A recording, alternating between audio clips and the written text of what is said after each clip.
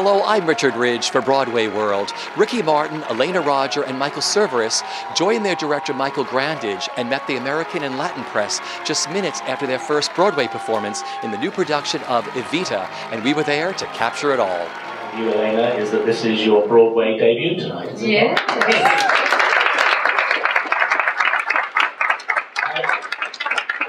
How did it feel? How was it for you? It was big. It was amazing, very emotional. We were a little bit like tense at the beginning, but then the audience was so warm that it was very easy to go on, and I feel that we were giving everything. And the cast was amazing, and the guys are incredible. So I felt very well for the first time, for the first night. So, Michael, this isn't your Broadway debut. You're a Tony-winning Broadway actor. You've done many musicals before, but this is your first Andrew Lloyd Webber piece. How is that? What is that? How different is that for you? Well, it's been thrilling because I had seen the original production, years and years ago. Never kind of thinking at that time that I would even end up on Broadway at all, much less in Evita.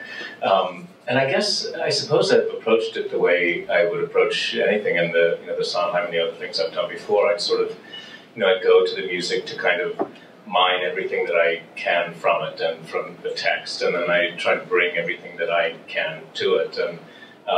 And that's sort of true of this as with anything else. It's kind of exciting when you get to do material like this and you get to do it in this kind of venue and with these kinds of performers.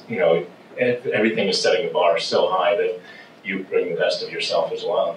And Ricky, this isn't your Broadway debut. You were here in 1996 in Les Mis. Welcome back to Broadway. How was it for you Glad today? to be back. I am very happy. It was.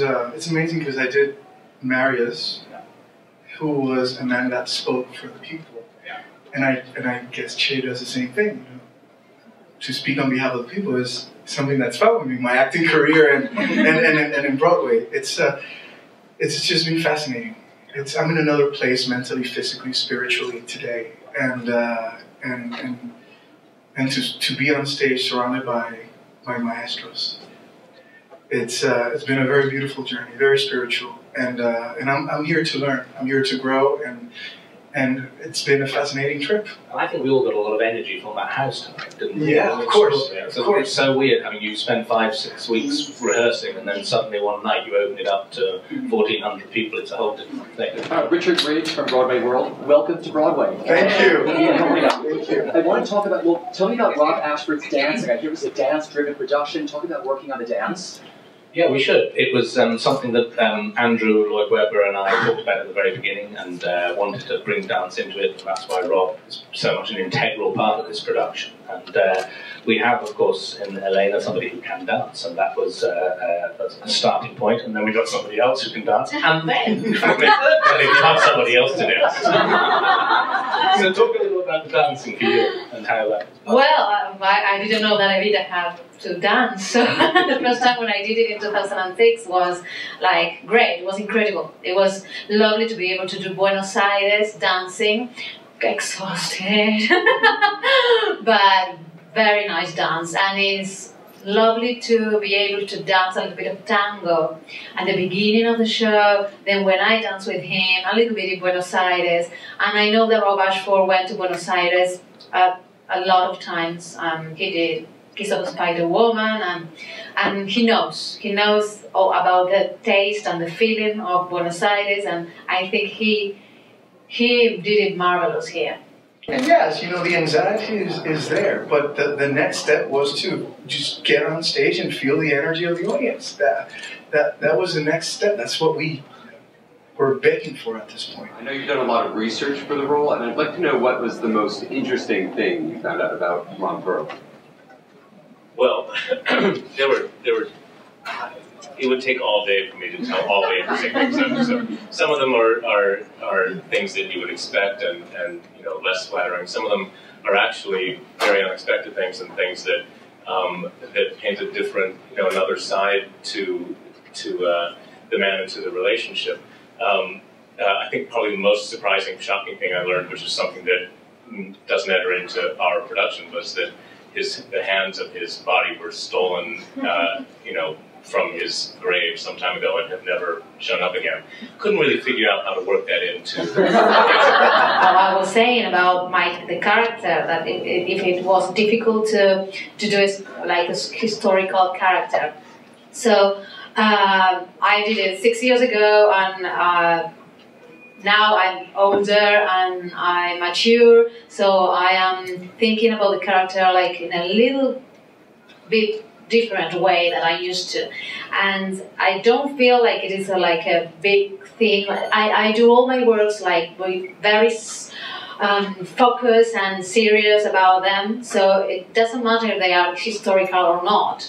So I try to do my best, and I do all the research, and I give my heart and my love, and well, that's it. The production was really born out of the fact that first revivals for anything are, apart from being an honour to do them, they're also a great challenge, because particularly when the first production of a musical has been iconic in some way, and this certainly was over 30 years ago, but we were very aware that as a whole generation, most of them were in the house tonight who've never seen it on stage before, and that one has to present something in a new time for these people, and that a great deal has happened since that first production, most noticeably, most notably, the fact that we have access now to so much of the country that we didn't know about back in the 1970s, and that we wanted to somehow put that onto the stage. The physical life of the piece wanted to be on stage. We also, Andrew was the first to admit, even when he composed the musical originally,